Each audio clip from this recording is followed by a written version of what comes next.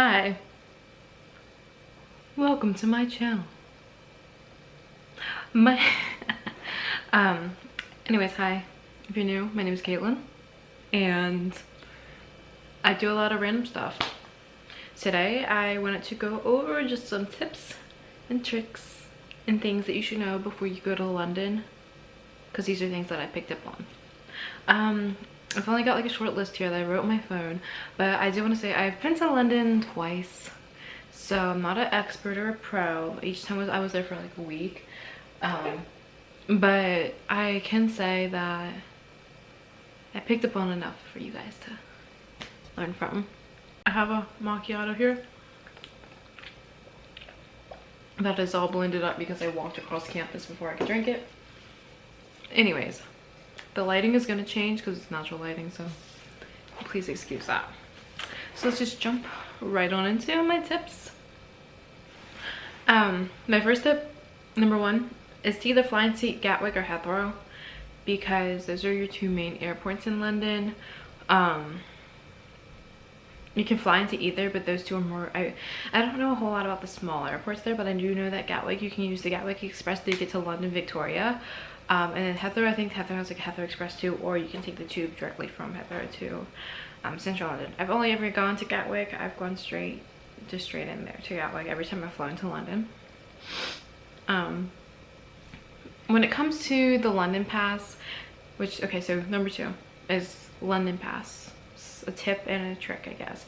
If you don't know about the London Pass, it is a like daily pass. You can either do, I think you can do from 1 to 7 days on your London Pass, and it's entrance into things like the Tower Bridge or the Tower of London, different museums. It gets you into a lot of different things for either free or at a discount price. But what you need to do is see how many days you're going to be there and kind of plan out your itinerary. So if only like 3 days of your trip are going to be doing touristy things at like the big touristy sites that would be under the London Pass, then you're just going to get a 3-day London Pass. I personally did a 7-day pass because of the way that I spread things out. I was there for 6 days, but I did a 7-day pass though because there's not a 6-day pass. The way we spread things out, we were kind of like doing different touristy things throughout the whole of it, like the whole trip.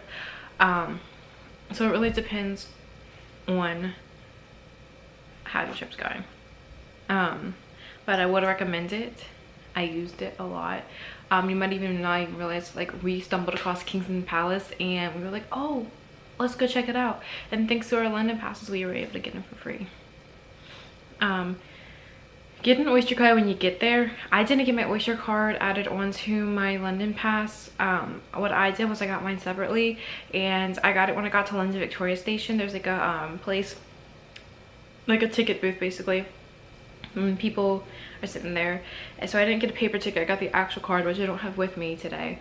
And basically I paid £5 for it, and I added about £40 to it, and then if I needed to, I would top up at like the machines on the undergrounds if I needed more money to travel. I think I only topped up once. I think I added like £10 or something, but we realized that we were going like this all over the town instead of just sticking to one place. Like, today we're gonna go this area and this area and this area.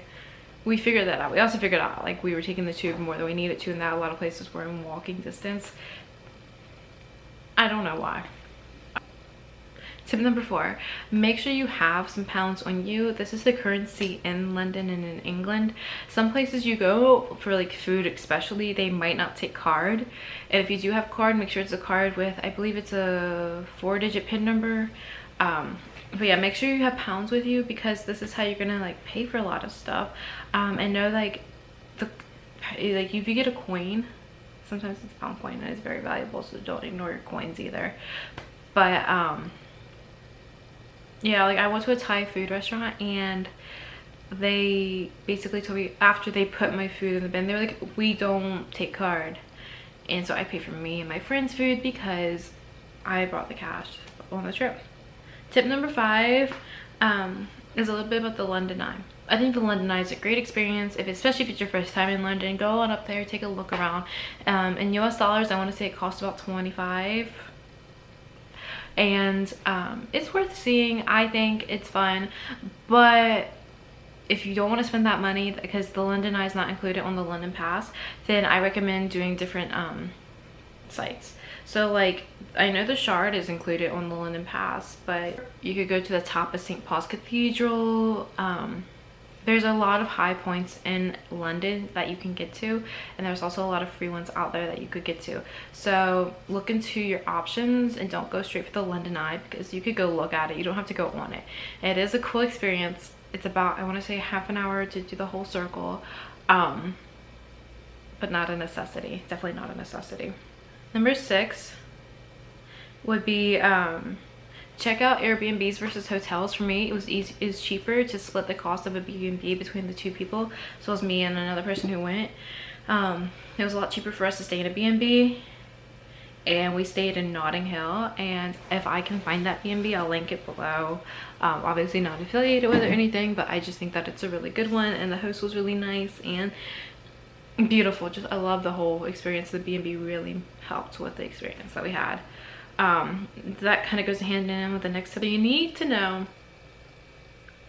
what zone you are in when you're in London, because zone 1 and 2, when you look at the tube map, are the zones that most of the stuff you're gonna do is gonna be in. Anyways,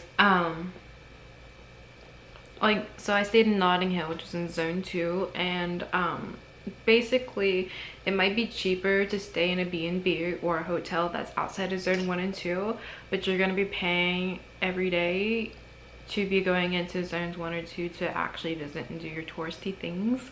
So it's really up to you, your preferences.